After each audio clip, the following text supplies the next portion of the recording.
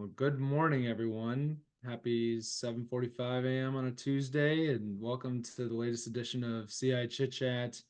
You got a couple of more unfamiliar faces, I would say. I've been on this a couple times here. My name is Brad McDonald. I'm COO here at Continuum Ag. Been with Continuum since 2020, so coming up here, really actually almost 4 years to the date.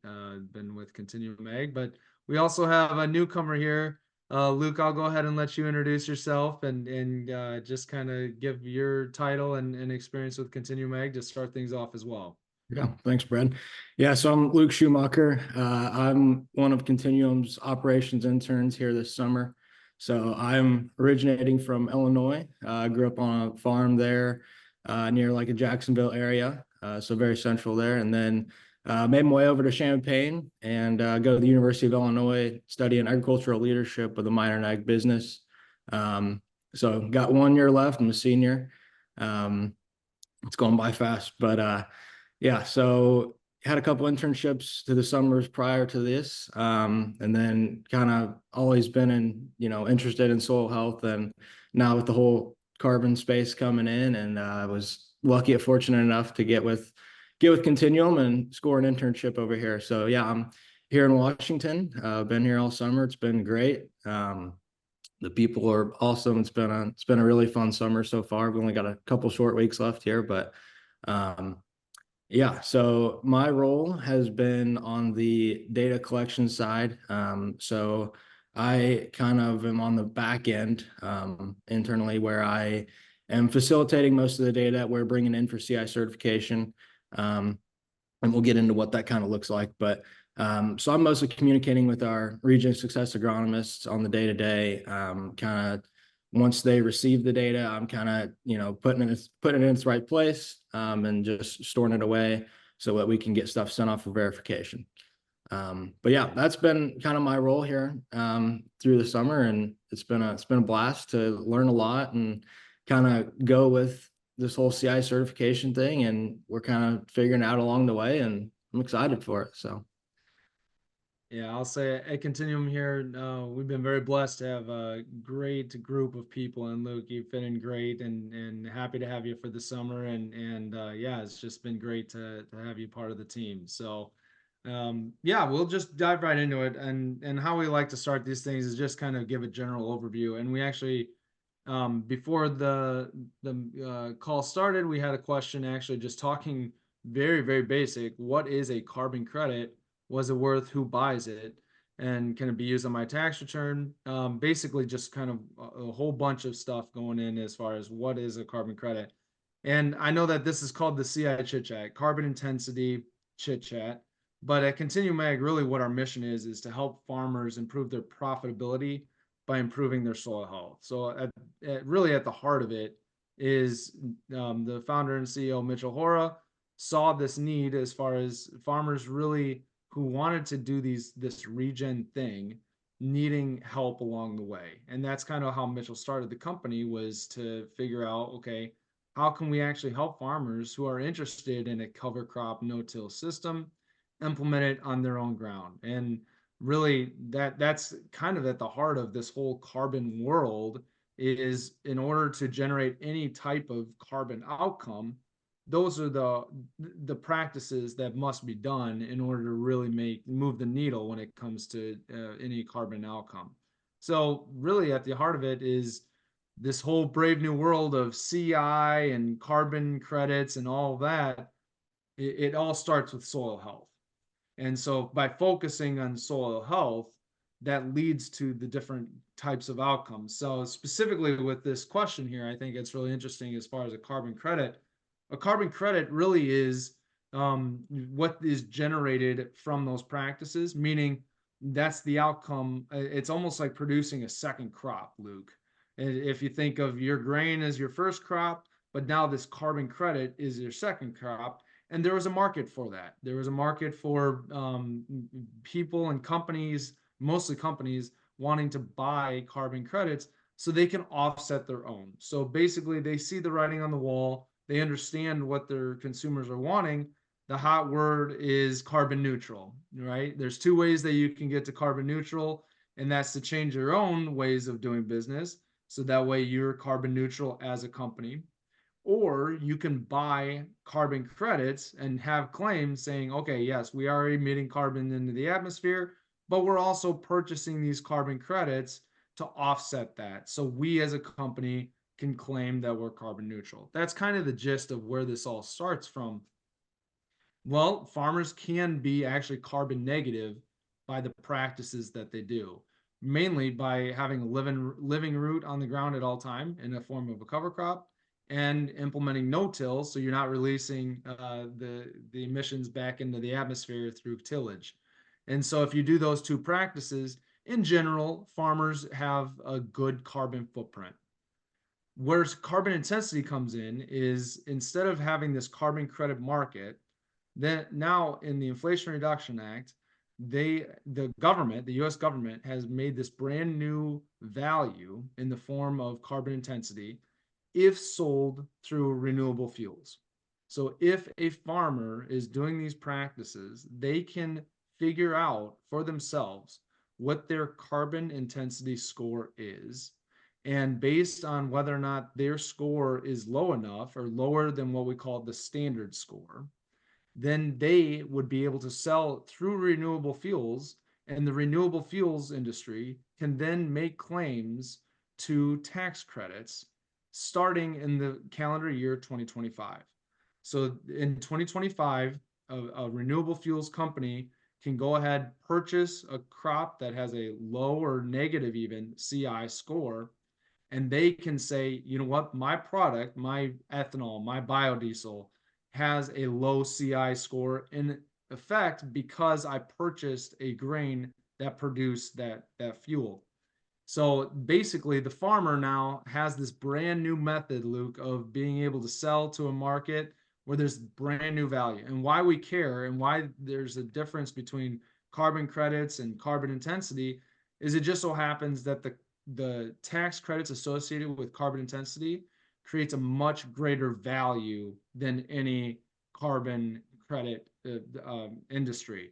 I'll give you an example. I'm a farmer from Northeast Iowa. I signed up for a carbon credit program that paid me on average $25 per year. That same crop that I signed up for this carbon credit program, when I run my CI score, I had a -4 in that same crop. That would have been worth in the form to an ethanol plant almost 400 to almost $500 per acre to the ethanol industry, not to me as a farmer, but me as a farmer providing value in the form of tax credits is the equivalent of $400 to $500 per acre. Even if I get half of that, I'm 10xing what my payment was for my carbon credit, right? So basically, carbon credit, yes, it's still a thing, it's still out there. We still help farmers sign up for carbon credit programs, but the potential for carbon intensity is just so much greater. And that's the key thing here as far as what the potential is. And we're just helping again, whatever that looks like for the farmer, whether they're interested in carbon credits, they're interested in carbon intensity. It all starts with soil health, Luke. And so basically what I wanted to bring you on here for is, and what your job has entailed so much is how can farmers actually participate with their data? Because that's really what it's going to take Yep. in order to avoid fraud, in order for farmers to be held accountable to say, yes, we did the practices we said we did. It takes data. And it takes someone like Luke at Continuum Ag here working with farmers to try and get that data. So, Luke, I'll leave it to you as far as walk me through a typical process. What kind of data are you gathering? What are the things that farmers need to be able to show you? What does that look like from a data collection standpoint? Mhm. Because that's where it all starts. It's not just enough to do the practices. You must also prove you did the practices, and that's what we offer at Continuum Ag through CI certification. Yep. Yep. No, exactly, Brad. And I think that's something I think farmers have a lot of questions about right now is like, what do I have to do to get certified? And, be in CI certification. And so, well, I'll just start out with the kind of a walkthrough of a farmer. So what a farmer needs to do. So a farmer is going to sign up for CI certification. He's going to get his CI score. And then the next thing that that farmer is going to do is he will create a topsoil account. And you can do that by going to Continuum's website. And he will fill out a farm profile. And this will actually get you that CI score. So basically just a quick little rundown of your farm, some of the practices you're doing, and that'll kind of give you an idea of where you're going to fit into CI certification. The next step. Could you differentiate? So I think that there's two definitions that we want to hit on for sure. Mhm. What is the difference between a CI score or this preliminary, I call it preliminary CI score, Yep. and then CI certification? What's the difference there? You just mentioned we fill out a farm profile, but that doesn't actually get me certified. Or Correct. go ahead and go into the definition of what that means, Luke. Yep. So your score is gonna kind of give you an idea on what. So you're gonna input your practices that you would do on your farm, and then that's our calculator on topsoil is going to give you a score, and that score can then kind of place you where you are at within like money wise on like the range of CI certification. So CI certification and filling out your topsoil farm profile are two different things. So the account or the topsoil farm profile just kind of gives you an idea of where you're at. But as far as actually becoming certified, we have to record all this data and kind of bring it all together to actually verify what you have is kind of matches your score, right? Yeah. And so that's kind of the difference between those two.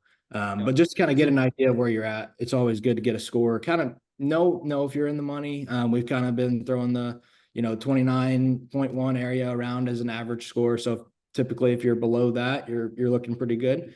But yeah, so anything else you want to add there, Brad, on that? yeah, no, I think that's really important as far as this preliminary score. It's basically just a survey of what's the average practices that you do, and then you get a preliminary score just to see if my average farm would be worth something. Would I be providing value to the ethanol industry? But that's not enough to actually be certified. You have to actually provide. So how the process goes with us is first we like to know, okay, what's your score just to see if it's even worth you buying CI certification because it's $7 per acre to be certified. So Mm-hmm. before you even pay the $7 per acre as a farmer, you want to know whether or not you're going to get a return. And so you want to know, okay, do my practices actually create value? And that's what the CI score is, just to understand where I'm at today. You can also, there's a scenario tool where you can play around to see, oh, well, if I do a cover crop next year, what does that do to my score? If I do no-till, if I reduce my inputs, what does all that do to my score? We have a great scenario tool to play with. But yeah, the where the rubber hits the road is the certification. After you pay your $7, now we're not just doing a preliminary score. We are Yep. doing actual scores on every field, and we are collecting data to prove it. And so I think it's really good differentiation. Yeah. Yeah. You can get a score, great, that really doesn't provide any value. It's just an understanding for the farmer to know where Yep. they are at. To get certified, that's what's actually creating the value. It's getting that stamp saying you are CI certified in a sense. Yeah. So No, yeah, that's I a think that's a great definition, Luke. Yeah, that's a good clarification there too. I think there was kind of a lot of confusion out there about that. But yeah, so kind of after the next steps, once you've paid your $7, you're in it. Your next steps will be to send your field boundaries. So that's going to come in as a shape file, and you'll send that to your region success agronomist or your dealer. And then so we'll go ahead and start with the field boundaries. We'll get those into topsoil so that you'll be able to see them when you log in. And then your next step as a farmer will be able to fill in your activities on topsoil. And so basically what that is going to do is you're just going to go in, put in every pass across the field that you made. And that'll kind of get you up to around your harvest time. So typically, you'll start with your, let's put an example on this 2023 anhydrous and fertilizer. You'll put that in your planting data, your tillage data if you have it, cover crop data if you have it, and you're just kind of typing that into topsoil. And then so what that's going to do is set us up for when we can get your actual as applied maps, and we're going to match those up, and that will be part of verification as well. So go ahead and fill your activities out on topsoil. And then the next step after that is the farmer is collecting data when he passes through the field, with his tractor, and it's recording the data. And so that's the best way that we can, be able to track data. And so doing so with shape files more specifically is the best, most compatible way to do it with topsoil and just in order to be certified in general. So um, the farmer will then send over those shape files from his, My John Deere or AFS Connect or SMS or something like that, whatever source the farmer uses to record his data. He'll bring that in and send it to his RSA or dealer. And then after that, we'll kind of put everything in the farmer's folder, and then we'll get it sent over to Eco and get you verified. Um, Everything obviously minus harvest and energy use for this first little submittal. So that's kind of a little walkthrough for the farmer. So as I kind of mentioned on what we are kind of looking for as far as the actual data goes, we're looking for shape files. And that is our absolute like preferred method on what kind of data we want. And so that's just, your typical harvest, planning, spraying. Typically most of the newer machines now, and they have been for quite a while now, record the data when you make the passes through the field. So that's honestly a big part of the CI certification too, is just being able to record what you do, to say that you did it. And so that's been a big learning experience for us here at Continuum is, how do we make this work? Like, how trying to help farmers figure this out. And some of the things we've come across and, that we can accept here at Continuum is, or for CI certification, is just handwritten notes and drawn in maps. Those are two big things I think that we get a lot of questions on. And quite honestly, it's just, anybody can put anything down. So really, if it needs to be recorded through the shapefile format, and that's just the ultimate best way to go about it to get certified. But is there anything, Brad, you want to touch there on that at all? Or No, is I think you hit on it well. And from a farmer's perspective, just think of it this way: as far as this is not something new, as far as proving what we say we did, right?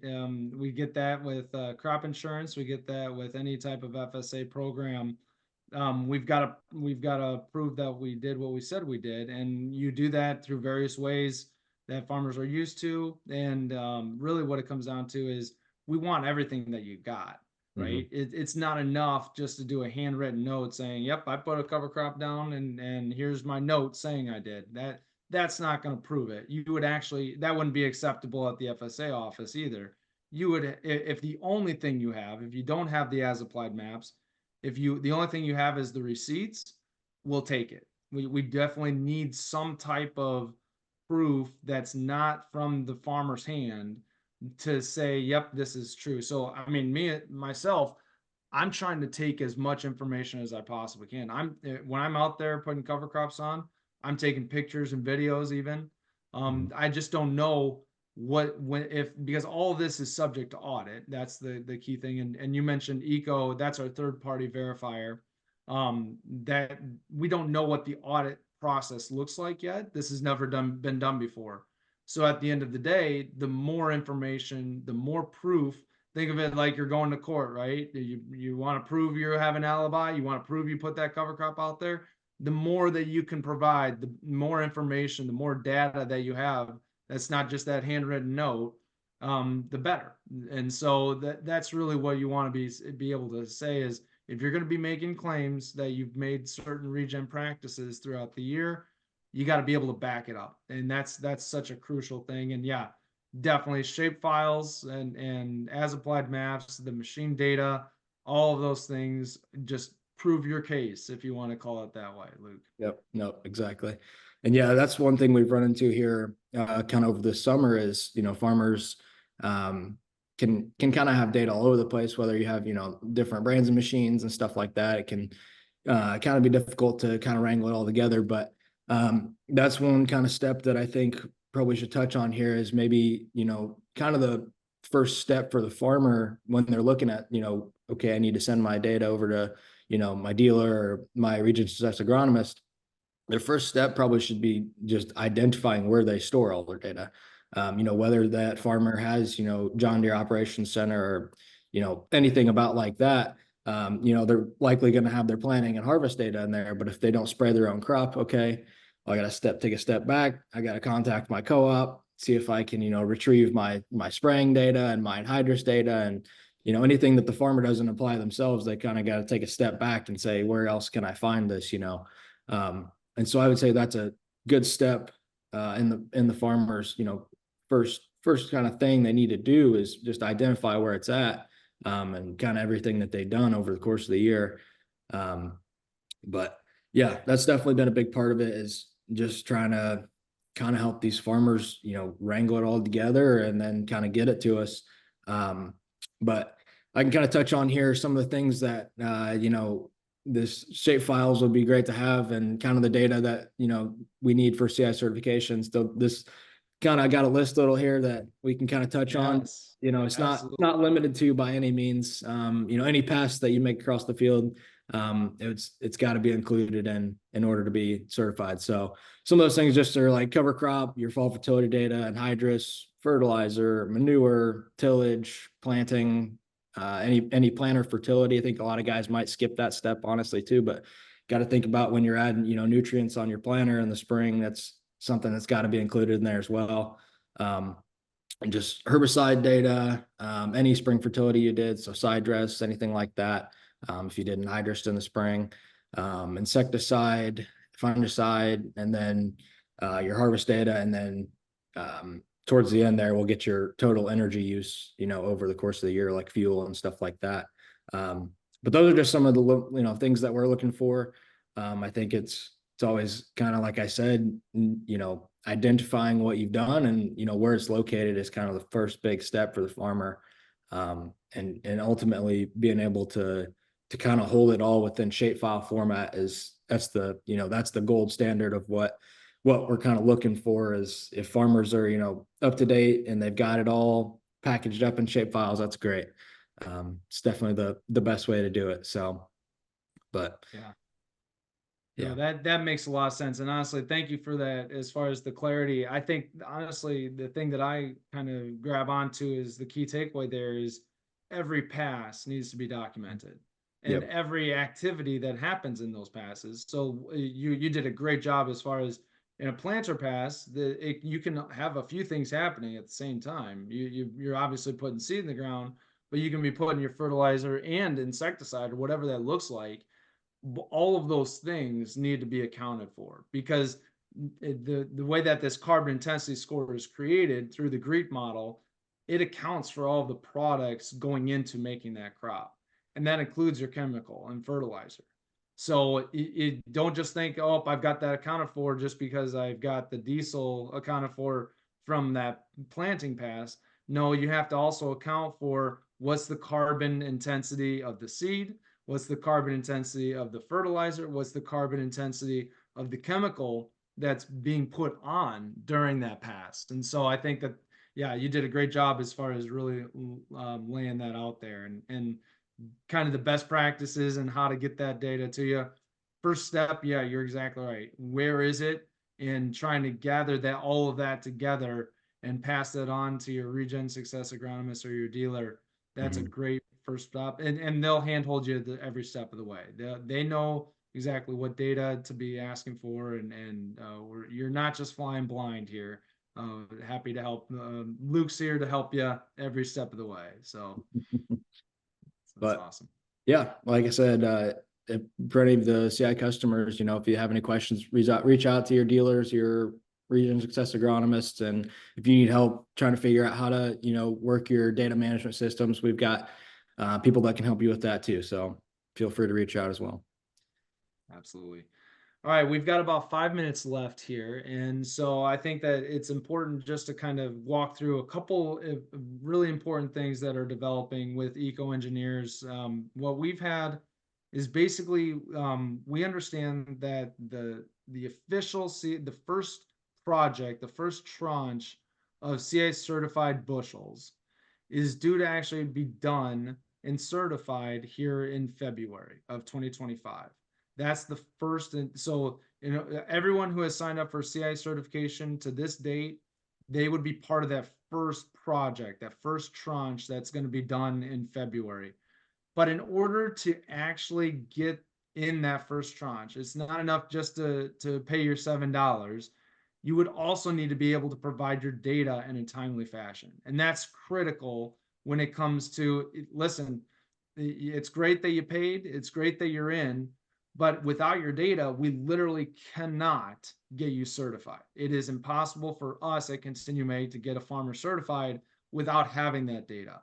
So a key date that I think is really important for farmers to understand is August 30th. So right before September, the calendar turns to September, gives us about a month to the date.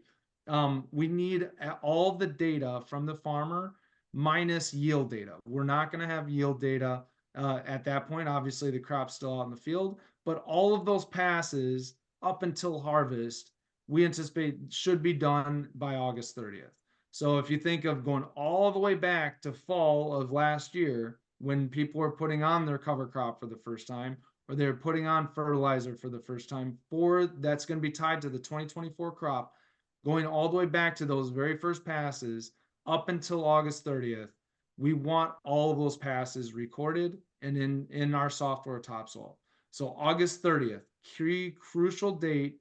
If you want to be the first farmers to have certified bushels, August 30th is going to be that deadline. So Luke, anything to add as far as with that date, just to make sure that we're all on track here? Yeah, kind of like you said, Brad, just making sure that you're kind of getting everything to your, dealer RSA before that date. It's going to be really important to get you certified in this first submittal. Yeah, just kind of making sure getting everything in and stuff's organized as well. And I think that's one thing that's big here that will be kind of going into the future is, making sure we're recording data the right way and kind of setting as a farmer, setting yourself up right, to be verified and especially on the data side. So yeah, I don't know if I got a whole much else on that, but No, yeah, no, definitely that August 30th date's a big one. I'm excited. So yeah, no, it's definitely it's a big one, and I would say as far as it's an exciting thing for the farmers who have signed up for CI certification to be able to say that, I mean, this has never existed before, to be able to say that I was part of the first batch to get certified bushels. It is kind of history making as far as to be able to say that, you know what, I was a farmer forward thinking enough to understand that it was important to get my crop certified because there is that value there. So yeah, it's a big deal to put your money where your mouth is, to pay for certification and to have those certified bushels. It's pretty awesome. With a couple minutes that we have left, I do want to hit on as far as the USDA coming out with their Climate Smart feedback. They opened up and they closed it just last week as far as a comment period to anyone being able to comment as far as what does the CI certification process look like.